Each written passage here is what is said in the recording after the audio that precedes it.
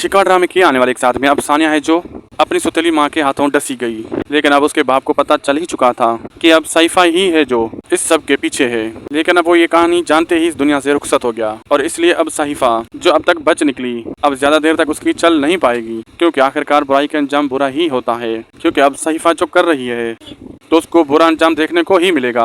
आखिरकार सईफा का अपना बेटा जो वो घर वापस आएगा जब, तो उसे पता चलेगा कि उसने सानिया के साथ क्या सलूक किया और उसकी पोजीशन बनाने के लिए उसने सानिया को कितनी तकलीफ और अजियत से गुजारा है।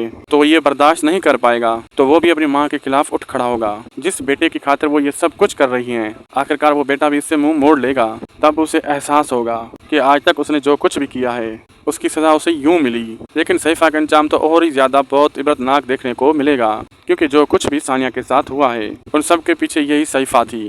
क्योंकि अब किरण है उसे तो जगह मिल गया अब करुण की जिंदगी में, क्योंकि अब जरून की वालदा नहीं चाहेगी कि किरण को डिवोर्स हो।